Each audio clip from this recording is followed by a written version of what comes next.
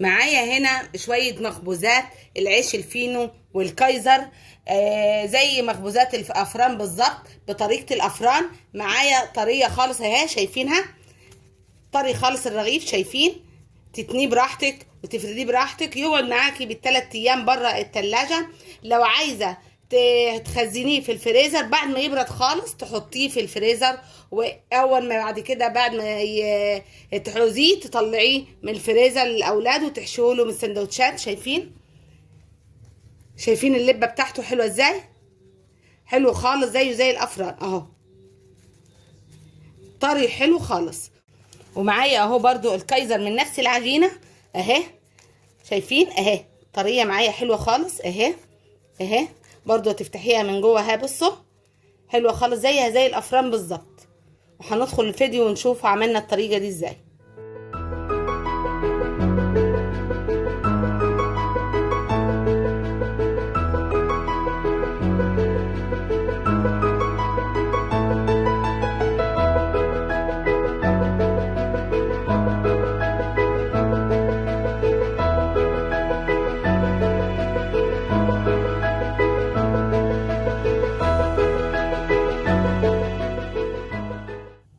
السلام عليكم ورحمة الله وبركاته. معاكم أسرار ست البيت.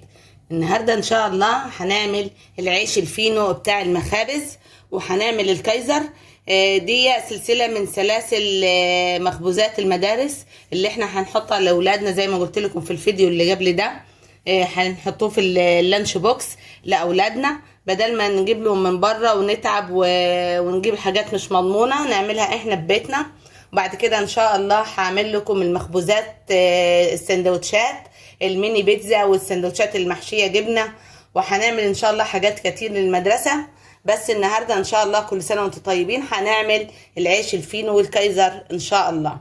هنبتدي بكيلو واحد دقيق، معاه معلقه كبيره خميره فوريه، معلقتين سكر، معلقه صغيره ملح، معلقتين كبار زيت، كوبايتين ميه، بيضه واحده. لو عايزه تستغني عن البيضه استغني عنها، بس انا بحطها علشان بتخلي العجينه حلوه كده وملسه وناعمه.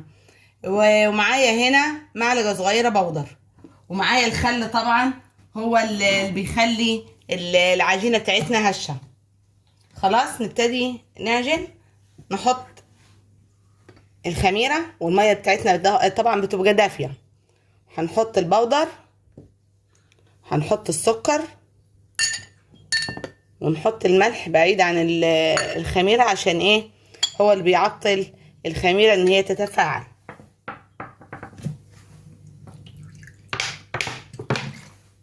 بجهز الخل بس عشان ما نساهوش. بعد كده نقلب مع بعض كده. والميه هنحط شويه بشويه، عشان على حسب الدقيق اللي انت جايباه. في دقيق بيشرب الميه، وفي دقيق ما بيشربش الميه، بيبقى محتاج تاني ميه اهي. نبتدي باول كوبايه، ولو احتاج برضو اكتر من كوبايتين نحط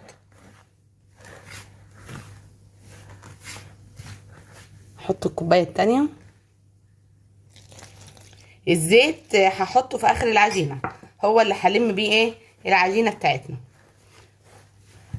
الدقيق ده بيحتاج، باين عليه بيحتاج ميه كتير، بس الم الاول بالكوبايتين دول.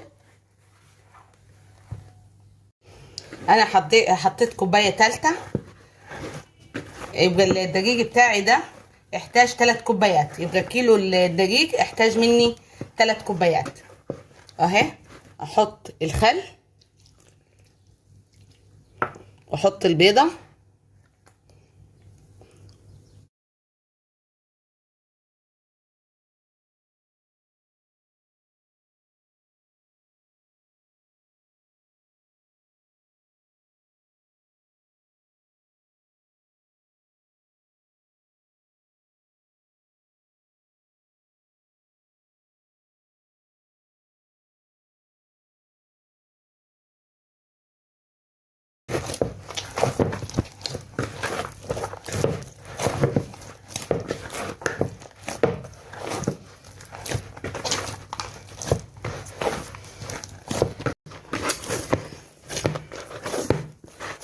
تستمر تعجني فيها خالص على طول كده لغايه ما تنعم معاكي العجينه وتعرف ان هي نعمت معاكي. هي بتاخد وقت في العجن، وكل ما بتعجنيها تبقى احسن. يعني تعجني فيها حوالي ربع ساعه كده، ولو عندك عجان بيبقى 10 دقايق.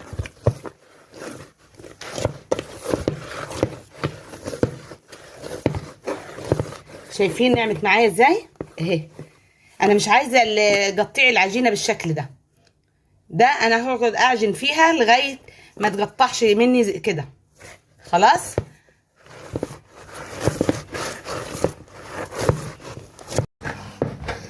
اهو بالشكل ده. شايفين العجينه بتاعتي نعمت خالص معايا اهي. هبتدي المها بمعلقتين الزيت.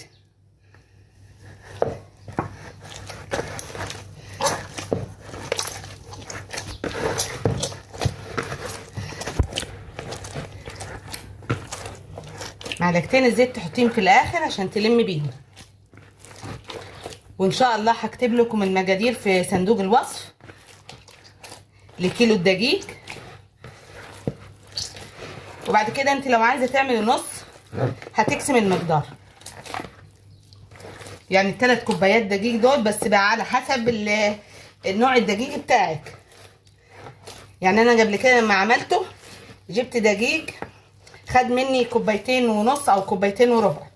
المره دي النوع ده خد مني 3 كوبايات اهو بالشكل ده.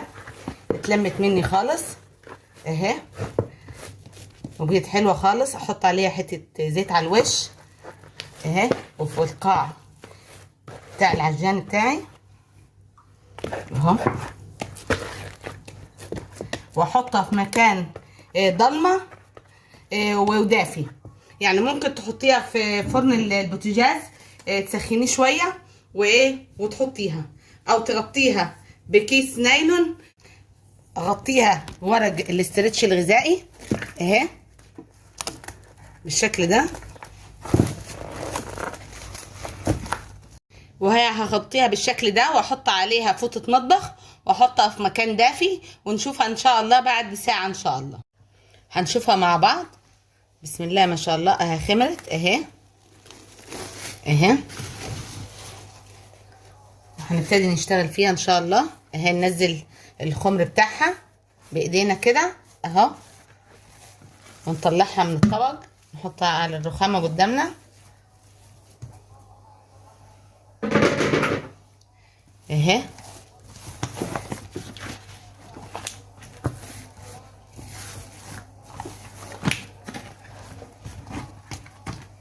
ابتدي اقطعها. بسم الله ما شاء الله. العجينة حلوة خالص معانا وملسة اهي.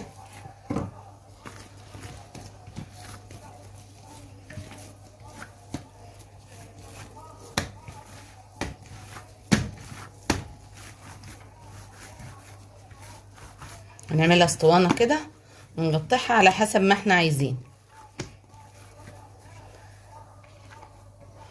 اهي. بسم الله الرحمن الرحيم.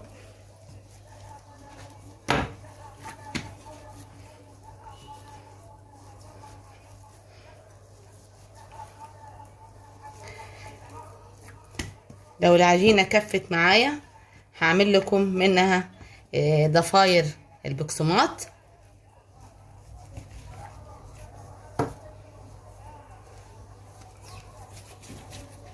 اهي. نكورها كده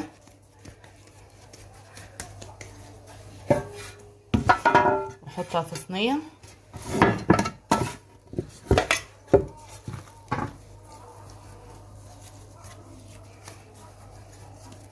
اهي بالشكل ده.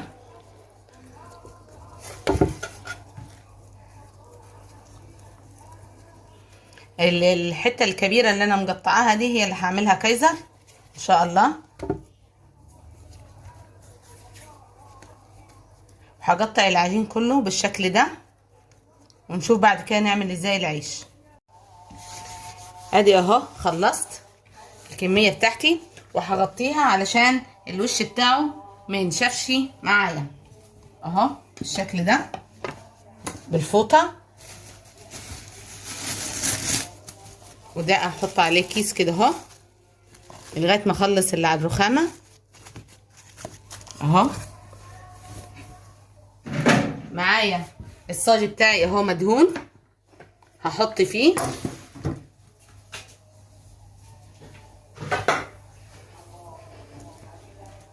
بالشكل ده اهي، هفردها كده اهي من اي جنب انت عايزاه تلفيه. هنجيب كده اهي ونضغط عليها كده عشان تفكش معانا، وبعد كده نبرم اهي كده. بعد كده نقفل كده اهو بالشكل ده عشان ما يفتحش معانا لما يجي ايه يخمر اهي. بعد كده تلفيه بالشكل ده اهو وتحطيه من الناحيه اللي انت قفلتيها اهو. نعمل واحده تاني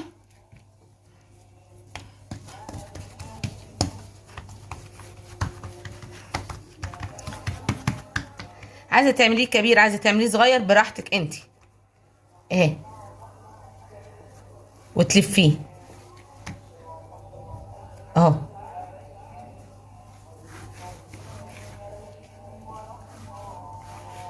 وتحطيه على اللي انت قفلتيها، وتبعدي تخلي مسافه بين التاني واخوه.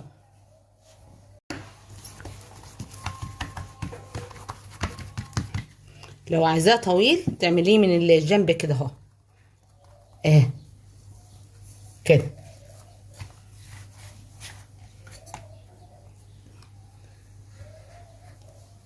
اهو.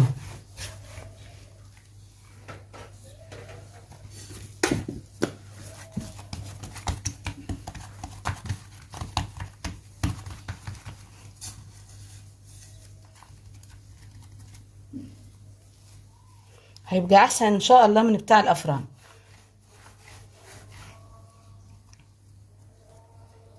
اهو. وبرده تدهن وشه بالبيض وتحط عليه شويه خل عشان الزفاره، ولو مش حابه البيض تجيبي شويه لبن وتخففيهم بشويه ميه كده، وبرده تدهن الوش بس بعد ايه بعد ما يخمر. مش حابه ده ولا ده، شويه ميه تحطيهم في الرشاش وترش عليهم اول ما يطلع على طول من الفرن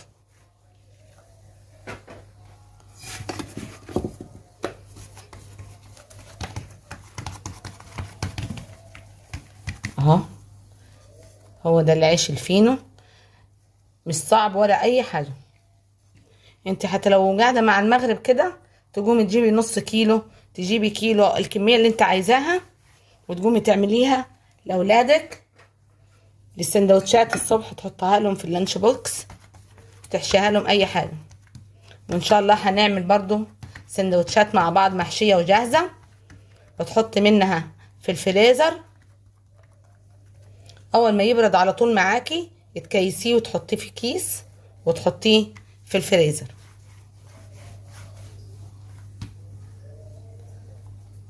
هنعمل ان شاء الله مجموعة معجنات الاسبوع ده للمدارس. هنعمل الجرس الطرية، وهنعمل الجرس الافران برضو المحشية بسكر على وشها السمسم كده، برضو تنفع للاولاد. يعني تقعد تألفي كده اهو لاولادك السندوتشات ايه اللي ياخدوها معاهم، بدل ما يزهقوا من حاجة واحدة كل يوم تديهم حاجة وما يزهقوش وما يبصوش لايه لحاجة بره.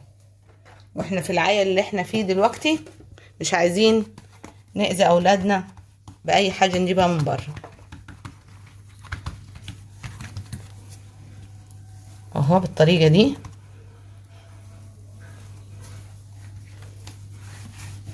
اهو.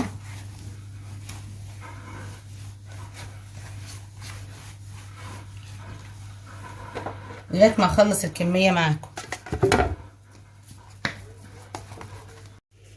نعمل دلوقتي الكايزر مع بعض اهو بالطريقه دي اهي اهي. تضغط عليها ضغطه بسيطه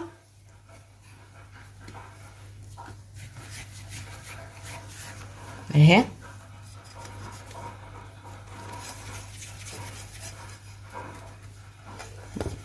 اهي اهي.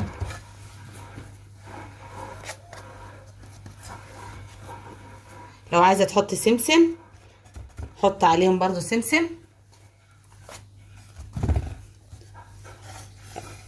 اهو، زي ايه الافران بالظبط. ان شاء الله يطلع حلو معاكي بالمقادير اللي انا هكتبها لك في صندوق الوصف اهو. وادي العيش الفينو اهو، وهسيبهم يخمر حوالي نص ساعه كده اهو، وبعد كده نشوف هنعمل فيهم ايه. وادي اهو خمر قدامكم اهو، بسم الله ما شاء الله عليه حلو خالص. هبتدي ادهنه ببيض وشويه خل زي ما قلت لكم بشويش خالص اهو.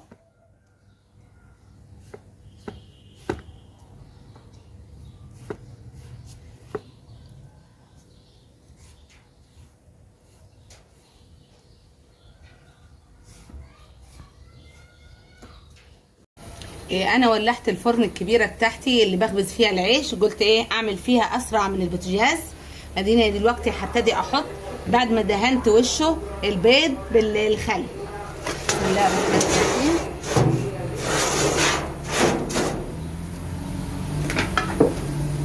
اهو، زي ما انتم شايفين خمران وزي الفل اهو.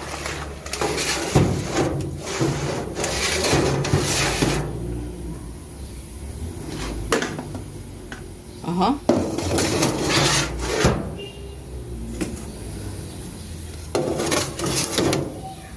بالشكل ده، ونشوفهم ان شاء الله لما يستووا اهو جوه الفرن اهو.